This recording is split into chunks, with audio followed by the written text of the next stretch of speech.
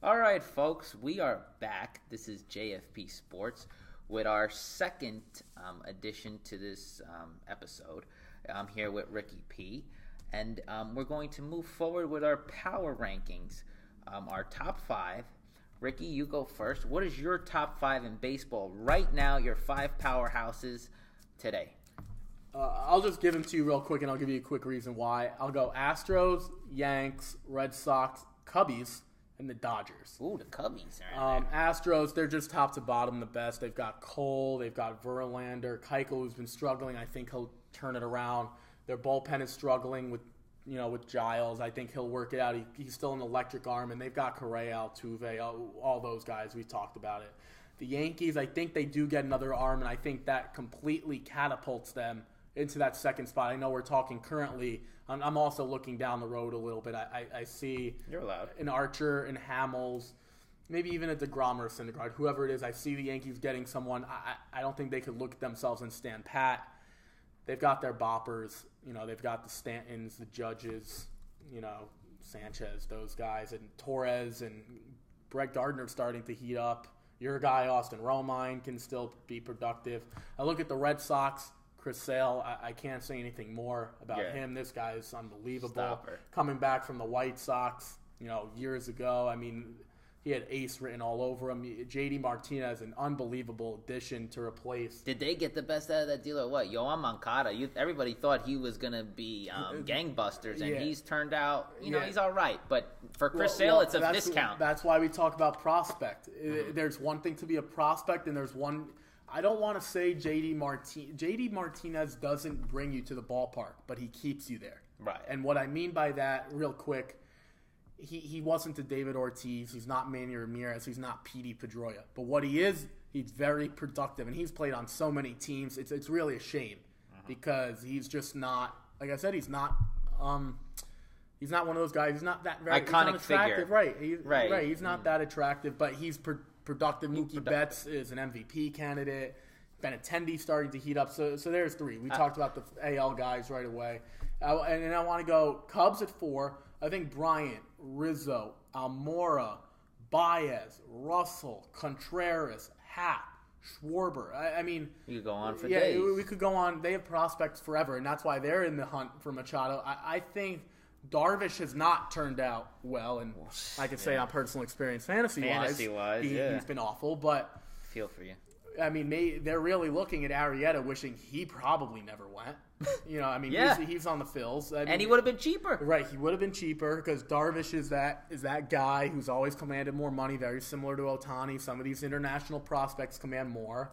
I think they get it turned around. I think they have enough offense to even win them the division, and they know how to win. Joe Madden knows how to win. Theo Epstein knows how to win. They know how to get it done. They're starting to turn it around. So they're sitting there in my 4th spot. My 5th spot is the Dodgers. If they get Clayton Kershaw back, this is a team that I guarantee. Right, they're in 4th place. They'll run away with the division. I'm calling it now. The LA Dodgers win the division by, let's call it 3 games plus. Yeah. I look at the Colorado Rockies, Chad Bettis, John Gray. I don't think they have the starters. Paul Goldschmidt, it seems like it's one of those, people wait for Paul Goldschmidt. Wait. How much longer are we going to wait? I've already got Alzheimer's thinking about the last time he had a 2-home run game. I think it was 2014? I mean, he's unbelievable, but he's not even a top first baseman there. We were talking about him with the lights of Freddie Freeman and Adrian Gonzalez back on the Padres and Joey Votto, and it was a stacked. He was in that tier. It was a stacked first position. Base. And I look at him, and I don't think all the talent's gone, but at some point, I understand he doesn't have a ton of protection. Maybe Pollock will help. You're a big Jake Lamb fan. I think he's, so. I'm not completely sold on him, but, I mean, you're not going to get it done with, guys like the lineup Ketel Marte and Dyson and Nick Ahmed. Well, they just traded for John Jay, but, Mickey Mantle isn't coming through the door. Right. I mean, John Jay, this guy's played for how many teams? So those are my top 5. We've got to have some similarities. I know. I'm sure the Yankees are number 1 on your list. Tell me I'm wrong. I'd love to hear. You're wrong. Oh, I'm wrong. I'm wrong. Actually, at number 1, I have the boys from Beantown, Boston Red Sox. The Boston Red Sox. So I'd rather you just say the Yankees were number one. At least I can kind of go. The Boston Red Sox. But you know why? Listen, Rick, Boston Red Sox, why? They lead the majors in pen ERA and starter ERA. They have been fabulous. Well, I like them. Let's not pretend I don't like them. I had them 3. And then you have a guy in JD Martinez who right now, believe it or not, he's in the running for MVP. I know the league has Jose Ramirez. Oh, he's not ahead of Mookie Betts?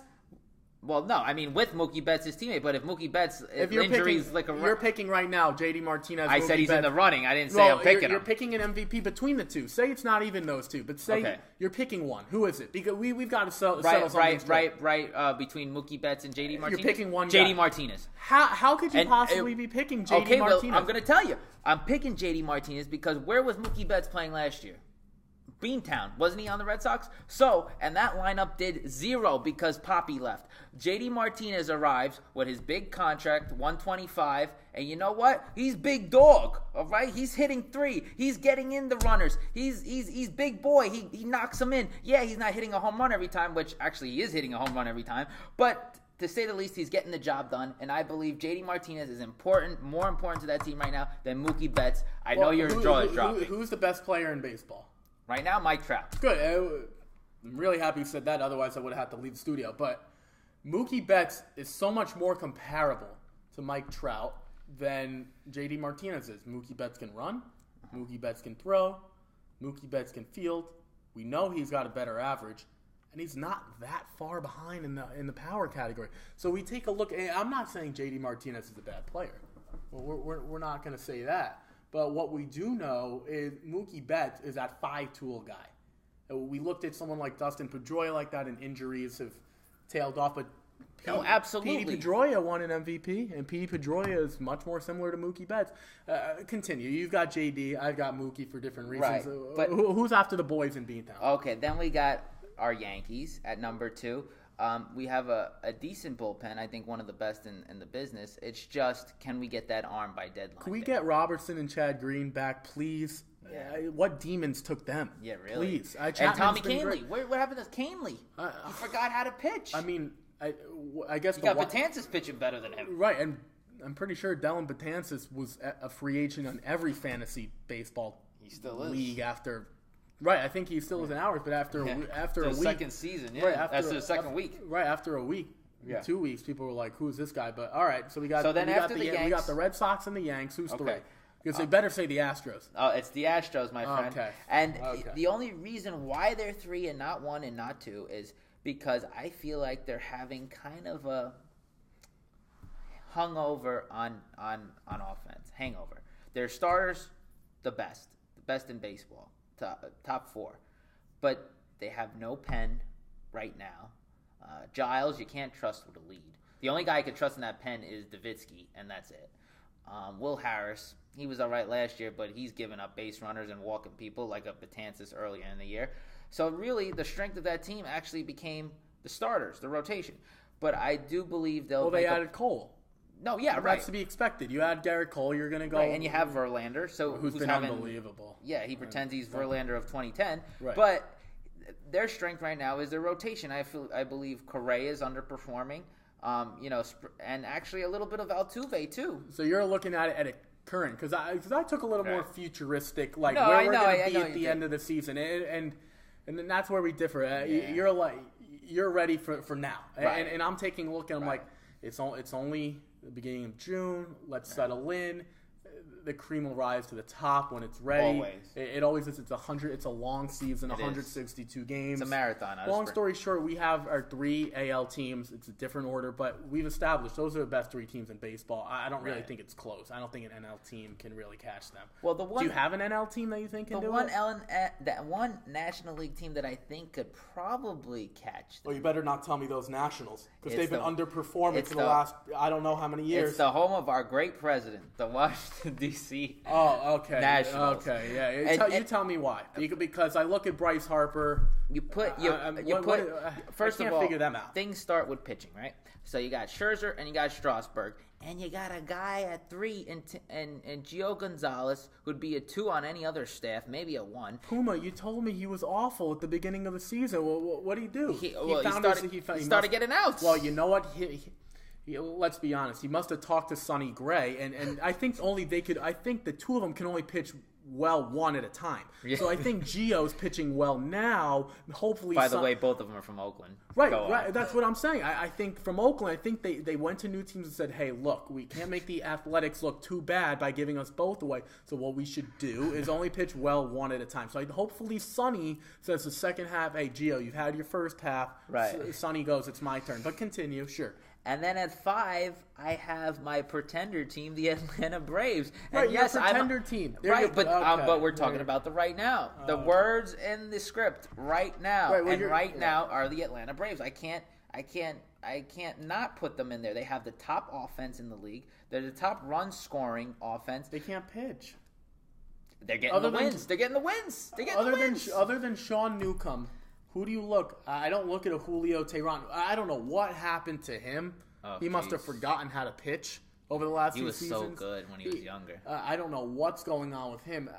I like the kid Fultonevich. I do. He throws hard, but he reminds me of an Eovaldi. Like, I get stretches, he's great. I get stretches where he's awful. Well, what gives me hope is my boy, Ronald Acuna Matata, is coming back in 2 weeks. Well, they've been good without him. Is he coming back to pitch? No, but you know what? He can score a little more runs. And you know what? It's fun. They're in Atlanta, and we're talking about the top 5 right now. And right now, they're number 5 on my list. I think he throws more strikes from the outfield than Teheran can throw from the mound. But that's another story for another time. SunTrust Field, baby. That's another story for another time. So as we move on, we switch from one sport to another. And another passion of ours is fantasy football. Rick, who are your fantasy sleeper going into 2018? Give me 2. You want 2? Well, they happen to both be on the same team. Okay, that works. Who do you got? The first one, I don't know if this is a sleeper or not, but if we're looking at fantasy perspective, I think he's going to be underdrafted, and that's Deshaun Watson. Okay. This kid was an absolute stud. Underdrafted, you think? Well, a lot of people, we've seen it in the past. Tom Brady was one. He tore his ACL, and Matt Castle did a fantastic job filling in. But I think that was more of the Patriot way. They're going to put so much on this kid. I don't know I think the health might scare some people. Yes. We know it's running backs and wide receivers and tight ends, and you can get a quarterback other than like Aaron Rodgers, Brady, and maybe potentially Watson in the 4th, 5th, 6th round. The other guys are going 10th, 11th. They're going late. You can get your skill guys. The reason why I say sleeper is because a lot of people don't want the guy who just runs or he just throws. He does a lot of both. He was an MVP. Let's be honest. He was an MVP candidate. You know, we look at athletes and what's their game? What's the game that put him on the map? Mm-hmm. For Steph Curry, it was, I think, the 56 he dropped against the Knicks. It's like he's here, he's arrived. For Deshaun Watson, it was that game in New England last year when they had to go toe for toe with the Patriots, and who he was single-handedly dicing up the Patriots. For me, it was like, maybe it's different. I would say it was the Seattle Seahawks. Before that, you know, a lot of people would be afraid of the Legion of Doom and that defensive back. I mean, I had Deshaun Watson on my team, and I was sitting him. I'm like, no way. You know, the law of averages say he's been so hot, he's gonna be bad. And he had the best week. Well, I think it was week 8 or something. He just tore them up. What was the big thing that always gave Alabama problems? It was the guy who can run. Right. What's the problem with defenses? It's the guy who can run. Dual threat. And that's why I didn't pick the Seattle game. While it was an unbelievable game he put on, for him to go. Russell Wilson's great, but that defense, we know it wasn't like it was in the past. They've tailed off a little bit, just a tad. No Richard Sherman anymore, just for you guys out there. I don't know about a tad, but I think they're going to be... No, but I'm just saying his standout game to me was going up against Brady and Foxborough. Right, a good team. That was his moment where he's like, I'm here, I'm ready. And ready to stay. So that was his game when he caught my eyes, at least. It's not a great division. Jacksonville, I think, will tail off. I'm not a Bortles guy. If he can manage the Jaguars, it's the Titans and the Colts. Andrew Luck, I think the guy hasn't thrown since he was a kid. Why didn't they get Cousins? Oh my God. Right, they do great. Well, but going back to Deshaun, his signature game was going up into New England and putting on a show. And I think the defense, if they can stay healthy with Clowney, hopefully Whitney knock on wood. They can rush the passer. The honey badger. He's box office. We talked about other guys. We just talked about J.D. Martinez, who's not box office. He doesn't get you there. Deshaun Watson gets you there, and he's definitely going to keep you there. Yeah. My other sleeper, Will Fuller. If we take a look at Will Fuller's numbers while Deshaun Watson on the field, and this is predicated on Watson's health. Right. I feel like it's a Texas twosome. It's like we know what DeAndre Hopkins is going to do. Right. If they have Savage, forget about it. You might as well get rid of both of them. Right. That's what I'm saying. One status relies on another. Don't say that, because DeAndre Hopkins did get that meaningless touchdown versus the Steelers when Le'Veon Bell was winning the title. I think it was 27-0. Right. DeAndre Hopkins. But I'm saying for Will Fuller. Right, no, exactly. Will Fuller's a deep threat. Fully on Deshaun He's a deep Watson. threat. Yeah. My comparison is Juju Smith. He's going to get the Martavis Bryant touches. Mm-hmm. He's going to get those looks now. I know they have, some other weapons, and they've got Lamar Miller and, whatever. I think Ryan Griffin's still there as their tight end, but those are my two guys. I think that could be an explosive. I'm talking New England Patriots explosive offense, assuming Deshaun Watson stays healthy. It's all predicated on health. If he's not healthy, God forbid he tears that ACL again. God forbid he gets hurt. I think this argument's out the window, but those are my guys. I say a Texas two-step. They explode. Oh, yeah. Headline, Texas two-step. I'm calling it now. They are winning the division. Okay. Assuming he's healthy. Wow. And I say they are the third best team behind the Patriots and the Steelers. But who are your sleepers? Who are your guys that you want to roll with this season? A little underplayed. Well, I feel who's getting really underplayed right here was Mr. Allen Robinson, the former Penn State alum. I'm so happy you brought that up, because I'm going to talk about him in a little bit. I feel that he was a great pickup by the Chicago Bears. Young quarterbacks love big targets, love a guy that can catch. Allen Robinson brings all those tools.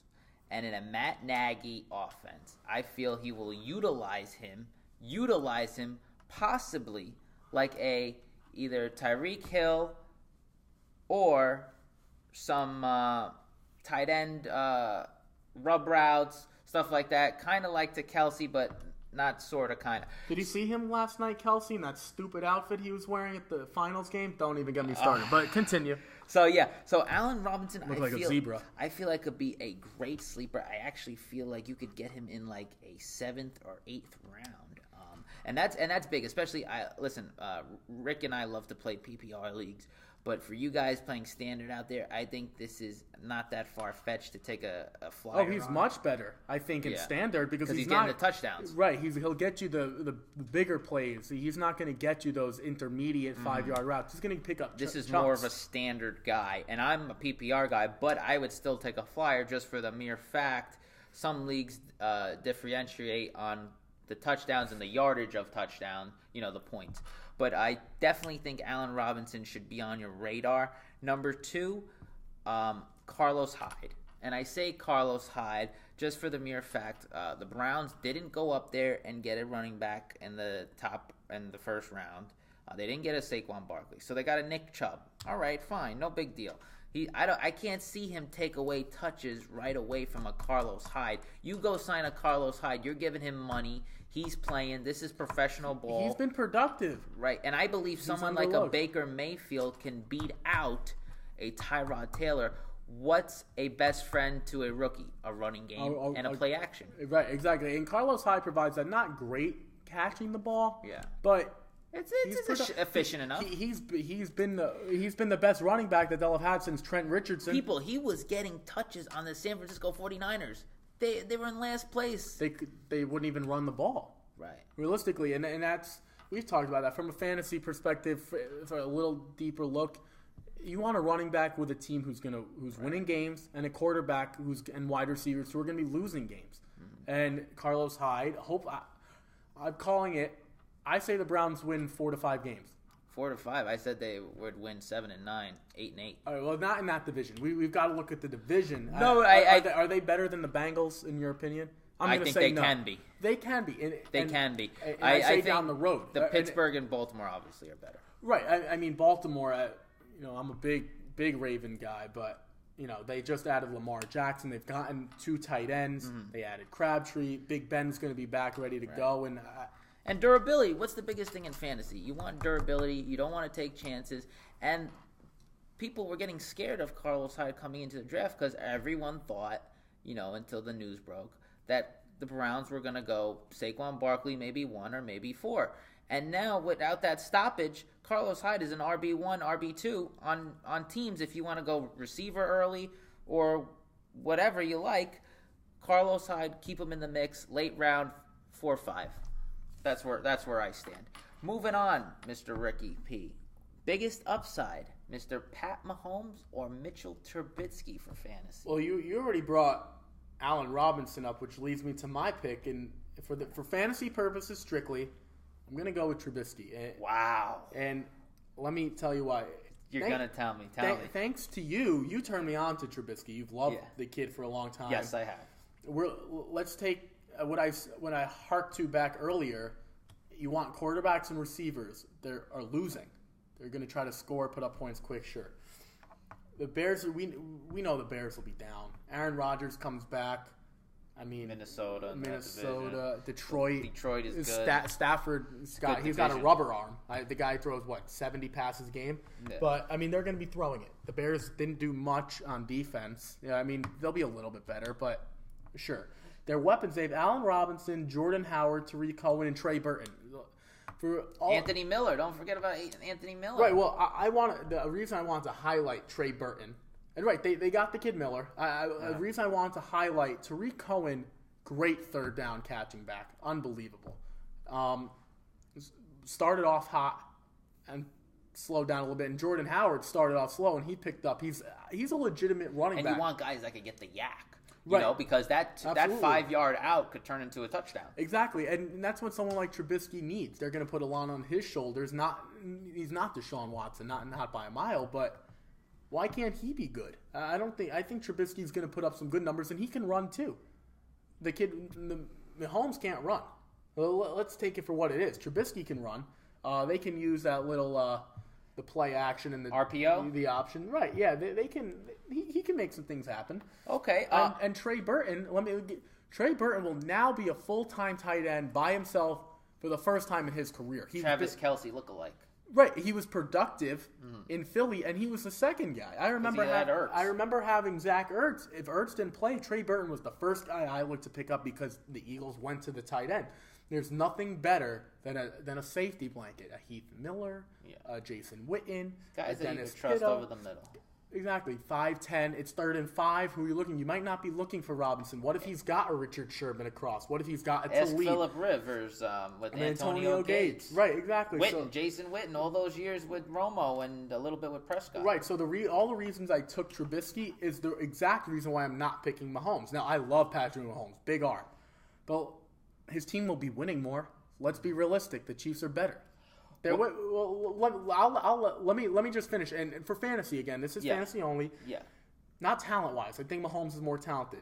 They'll be winning more, which will result in less throwing. Mm-hmm. They'll be giving the ball to Kareem Hunt. Okay. But let me just give you a quick history on Andy Reid. Okay. He's used Brian Westbrook, unbelievable on the Eagles. Mm-hmm. Jamal Charles, a stud. Sharkandrick West, and Spencer Ware. All guys for success. So necessarily he doesn't need a big-time running back. They seem to find success at that running back position, whoever the Chiefs have. Mm-hmm. And Andy Reid, he's done it before with Donovan McNabb. I love McNabb, Syracuse alum, but did he have the biggest arm in the world? He's had success with Alex Smith, biggest arm in the world? I'm just saying he doesn't. I don't think the big arm is as big for him. If we're looking at a team like Denver, who's got Demaryius Thomas and Emmanuel Sanders and Cody Latimer and some different guys. Cortland Sutton. Right, yeah. Sutton, the kid out of SMU. I think it's different. I think a bigger arm there might be necessary, but Who's your guy? I All know right, you're a big Mahomes guy. Just tell me why. Well, I will tell you, Rick, first. Mahomes' jersey is on layaway. Oh, that's probably the only reason you're picking Mahomes. Was it cheaper than the Trubisky jersey? No, actually, no, I got 30% off. But here's the deal. Okay. Listen, Mahomes, he's my guy. Why? He's got it in the genes. It all starts from when you were in the womb, my friend. His father, a pitcher in the majors. Now, Mr. Mahomes comes up. He's throwing beads all over the place at Texas Tech. You know what? Last year, okay, here's a little stat for you. Last year, Andy Reid, after week 9, stopped running Kareem Hunt and opened up the offense a little more. They changed coordinators, and they had Alex Smith throw the ball more. Now, obviously, that didn't work out too well because they struggled down the stretch mightily. Now, it's a little bit on the defense's end, but a little more because Alex Smith does not have that talent to get the ball down the field, look over safeties, and climb into the pocket like a Pat Mahomes could and will do. Now, Mahomes will be better for the mere fact, look at his weapons. You have Kelsey over the middle. You have Tyreek Hill running those go routes. You have Kareem Hunt coming out of the backfield. You have Albert Wilson, drag routes over the middle. We're using Albert Wilson. Trust me. Oh, and by the way, they have a guy from Clemson named Sammy Watkins. Okay. Okay. I know you want to. Sammy Watkins hasn't been a productive NFL player ever. Sammy Watkins, my friends, keep on your radar. Standard leagues. He is touchdown dependent. Sean McVay did not use Sammy Watkins in the end zone for no reason. But Robert Woods was good with Sean McVay, and he was another Buffalo guy. So let's not look at Sean McVay, because once he got Jared Goff right, that team was electric. Cooper Kupp, if Cooper Kupp was in the Jets, they'd another be like, guy I think will take a big step. They'd be, why is this surfer guy on the field from Eastern Washington? There's no surfing here on the East Coast. If he was on the Jets, no, he's in LA and he's being a productive player. But Patty Mahomes definitely will be better because by the way, their defense is horrible. Can you name me a cornerback on the Kansas City, not the Royals, the Chiefs? Can you name me a Kansas City? I don't want to name you a cornerback. Because they stink, my friends. And Eric Berry, when is Eric Berry going to come back? All right. Really? It's Eric Berry's fault he's not on the field? It's not his fault. Are we blaming the doctors there then? What are we doing? What are we doing? I'm blaming the GM. Mahomes. I'm blaming the GM. Give me Mahomes. Okay. Give me Mahomes. Don't give me Eric Mahomes Berry. is going to be better. Why? Because you touched on it before. They're going to be losing most of these games. They got to throw to come back. Andy loves to throw the ball. And what happened to Kareem Hunt? I'm suspect on Kareem Hunt going into this season, people. You know why? Yes, I do believe in how you finish is how you will start next season. And the way Kareem Hunt finished last season was horrible. Was God horrible. That's because Reed stopped giving him the ball. He lost you people leagues because of Kareem Hunt. You're going to see play action, RPO. He's going to be in shotgun because they ran that spread at Texas Tech. Patrick Mahomes, give me some Patrick Mahomes. Those deep shots to Tyreek Hill. You want to talk about touchdown dependent? Tyreek Hill has 2 catches for 150 yards and 2 touchdowns, or he's getting you 3 points. Well, this ain't the Tyreek Hill segment. It's the Pat Mahomes, and I think Pat Mahomes. Oh, you gave me Eric Berry. I figure we were just. I thought I was going to give you a little bit of. Right. I thought, am I going to give you Cairo Santos too? Do we need any kicking help? No, wait. How about Spencer Ware? People, don't forget about Spencer Ware. Right. That's what I'm saying. Spencer Ware. These other guys. I'm not saying we're not going to have a debate on talent. Mahomes is more talented than Trubisky. Yes. We're not doing that. This is fantasy. Right. This is what it is. That's why I think Trubisky. We know Mahomes isn't running for anything. He can't run for yards. Mahomes could run, but more than Trubisky. Yes. Oh, you're talking about Trubisky. Yeah, I'm saying that Trubisky can run more than Mahomes. Yes. And they're also going to use the option a little bit more like RG3. Right, correct. And they have Tariq Cohen and Jordan Howard. That arm reminds me of so much Brett Favre. He could just laser it in there. He could make throws that others can't. Another thing, before we end here, we know what Trubisky's going to give you. Right. Mahomes might flame out. No, I don't know. We're going to assume it's a big risk. Big risk, of course. We don't know. I mean, this guy Mahomes, he's getting raved about like no backup I've ever seen. Mm-hmm. I've never seen a backup up to this point. He's going to be good, buddy. I mean, he better be, because Alex Smith has been good. Mm-hmm. He's been good. But The one thing I will give you about Mitchell Trubisky out there, folks, who you turned me on to. Yes, I did. And actually, if you want to go this route, when you're going with Pat Mahomes, you better have a QB1. All right, you better have Brady, you better have Breeze, you better have Rodgers. There's a risk there. There's a risk. Yes, there is a risk. But the thing that Ricky does have in his favor, I will admit, is the schedule. And as all people, we look at the schedule of fantasy. The Bears have I think the top 5 weakest schedule. Because they finished so low. Because the Chiefs finished so high, they're going to get the toughest schedule. The Chiefs have the top 5 toughest schedule. So keep that in mind. And that doesn't bode well for a rookie, right? It doesn't at times, but we don't know how it'll turn out. I mean, look at Deshaun Watson last year. If he's putting up numbers like that, then he could be playing the Pro Bowl teams. Right, it won't matter, but that's money going forward. Well, I want to give you some insight on how you can win money this very weekend. You can do that, and that's going to be at the That's going to be at the Belmont. Belmont. We're talking a little pony action. Yeah, that's going to be this Saturday, right here down the road in Elmont, New York. Oh, wow. It's supposed to be a fantastic day if you were trying to get out there. No rain in the forecast. A little bit or what? Well, I mean, either way, it's a day at the track, and one of the things that I want to just Which touch you know on. About. You could find me at a track somewhere. I promise you that. But it's an amazing sight. We're about to watch Justify go for the Triple Crown. I mean, he's going to make history. It's kind of ironic because everyone was waiting for it to happen, and it did in American Pharoah. So people are like, all right, when's the next time? Is it a long time? And I'm going to touch on the race a little bit. And Puma, I'm going to give you a few bets that I want you to place for me. Oh, gosh. Right? I got to go to a. I got to go to a serious. No, they're not illegal. No, they're legal. Right. They're legal. Right. Well, got to go down the Dover Downs, people. Right. You got to hit Delaware first. Meanwhile, New Jersey just got their act together finally. Yeah. But I'm going to be at a Syracuse barbecue, so I'm going to need you to make this happen for me. Okay. Let me have it. 6:45 post on NBC. That'll be the start of the race. So if you're not into the whole shenanigans beforehand, great. It's a great race car. Okay. But if you're just into the big race, 6:45. The last horse was American Pharoah doing it. The last horse before that was 1978. So we've gotten the history out of the way. Mm-hmm. So everyone was like, let's hope that it's going to happen, and it did. So we can finally just forget about the history. It's like when the Cubbies won, they won. Finally, it's over. Okay, great. Justify drew the one post, and it's not easy at the Belmont. All the way down on the rail, we don't know what the trends are going to be like yet. The last one to do it from the rail was 2003 in Empire Maker. It's just difficult to win from the rail at Belmont. It's a long race. It's a mile and a half. Justify is going to try to go to the front. We've seen it at the Derby on a sloppy track. We've seen it at the Preakness on a sloppy track. He's going to try to get to the front.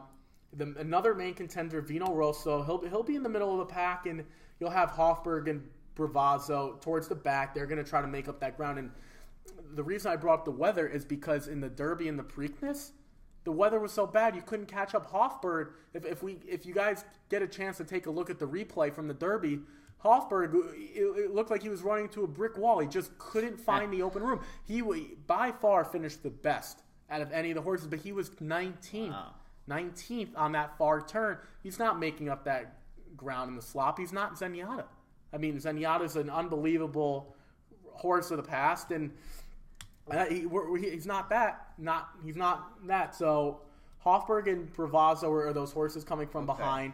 My wild card, I don't like him. The wild card. I don't like him in my top three. And this is a football reference for you. Thank God. Gronkowski. The name of the horse is Gronkowski. Oh God, I won't forget it. Partially owned by Rob Gronkowski. He was scratched in he was partially scratched in the Kentucky Derby.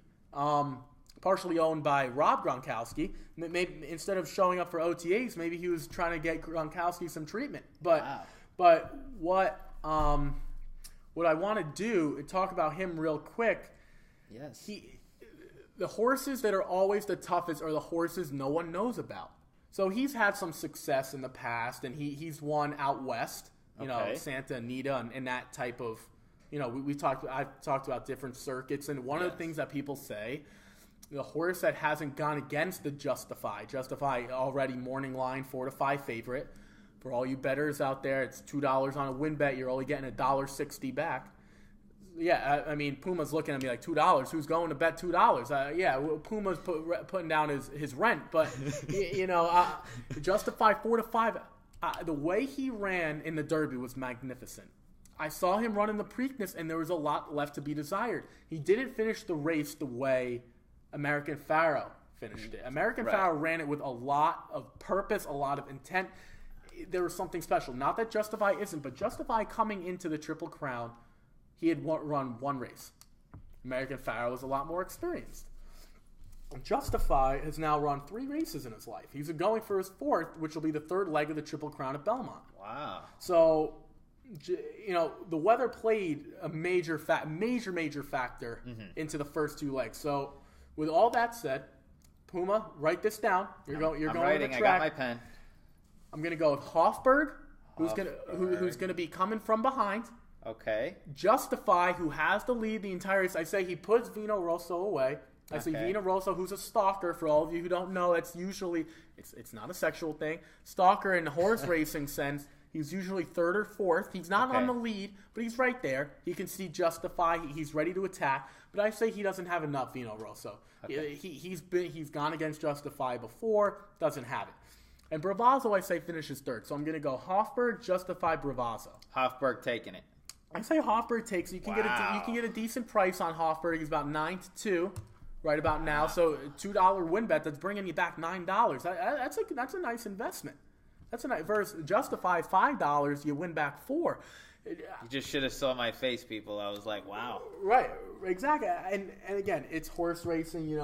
Who knows what's going on? But that's my prediction. I'm going. I think Hofberg, it's time Justify, I should fade Bravazzo.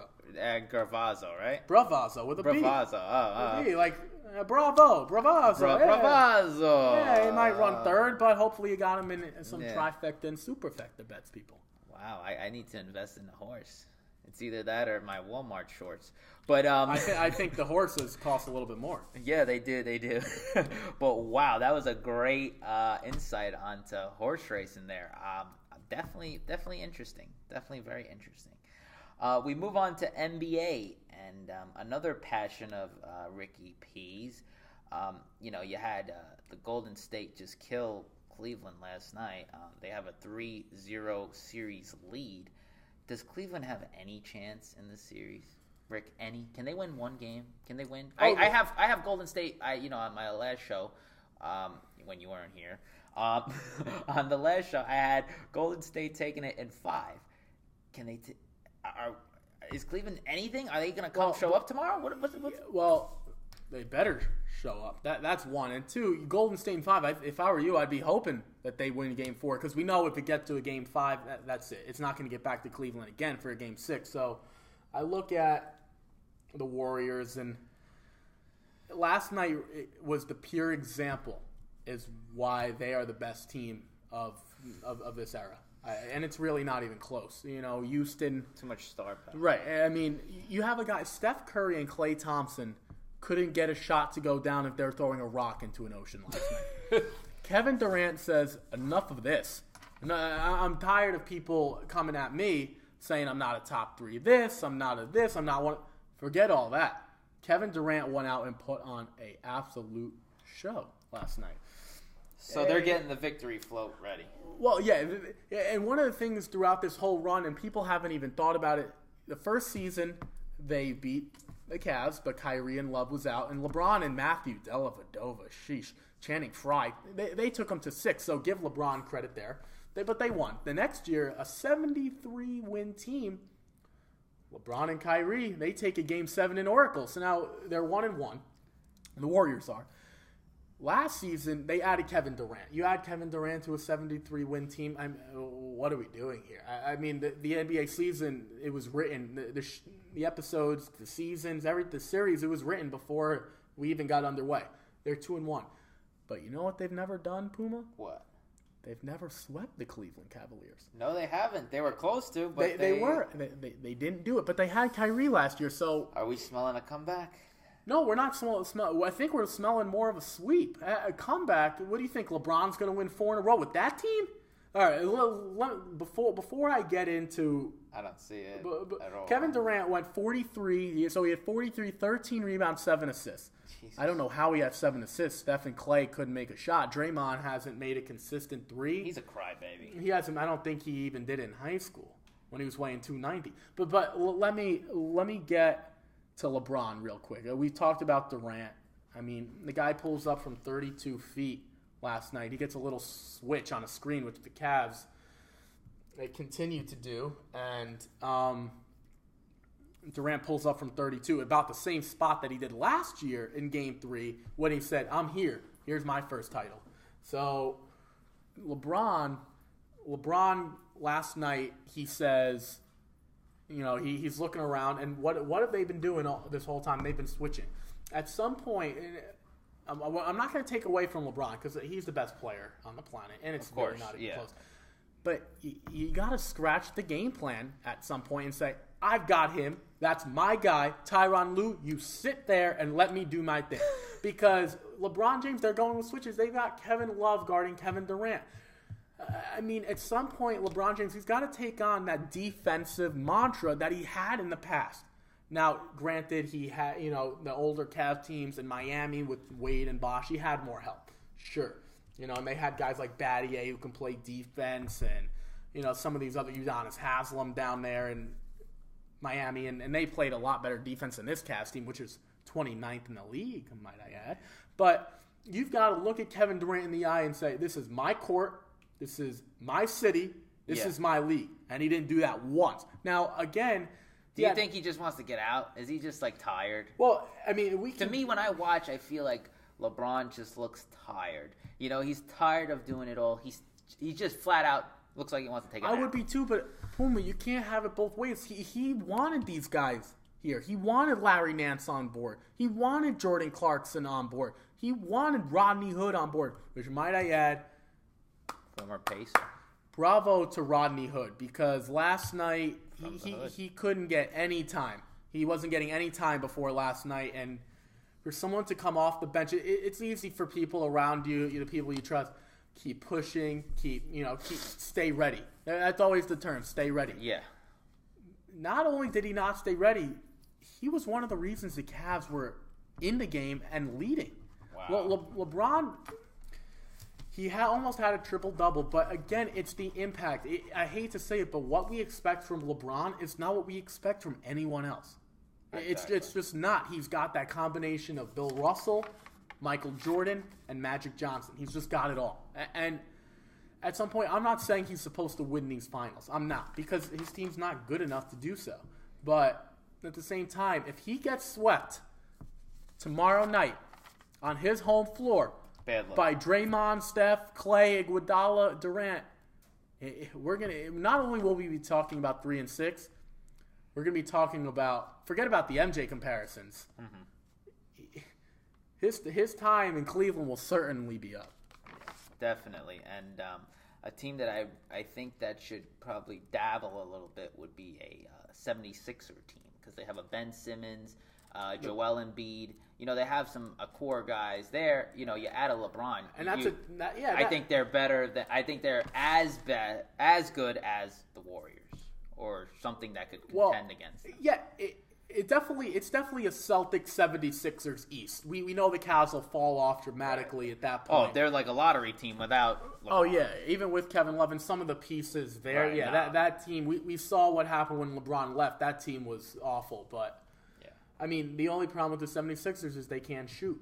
So, I mean, we'll see. Does LeBron want to go to a team where he can win? We'll have another decision maker. Right. We'll have the decision show, I'm sure. But does he want to the question that he's got to ask himself, does he want to win? Does he care about winning?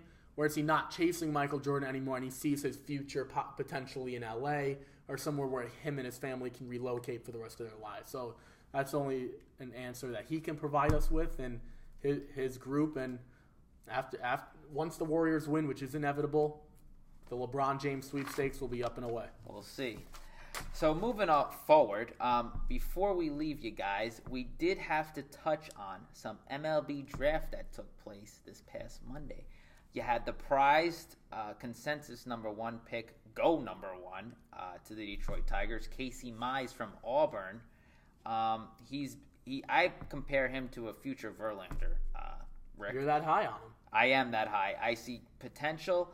The kid that went right after him was Joey Bart from Georgia Tech to San Francisco. Another Posey, potentially? Potentially, yes. I love him too. Big power. I could see Posey moving to first.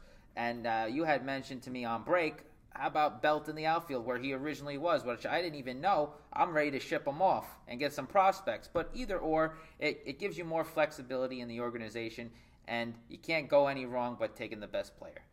At 4, you had some notable guys. From the Pale Hose, the White Sox took Nick Madrigal, right? Nick Madrigal, that's his name, right? Madrigal. Madrigal. A little more Teach emphasis. me how to pronounce, right, my friend. A little more emphasis. So he has that Altuve, Pee-wee body. Can he perform at the next level? Because everybody, it's like the Baker Mayfield thing. It's like, well, he looks like Russell Wilson, Drew Brees, so he must be Russell Wilson, Drew Brees. Because he has the body type of Altuve, Pee-wee, could he be those guys? Well, I mean, I know we have some years to, you know what the great thing about baseball analyze. is? We've had this conversation. Basketball, if you don't have size, forget about it. Yeah.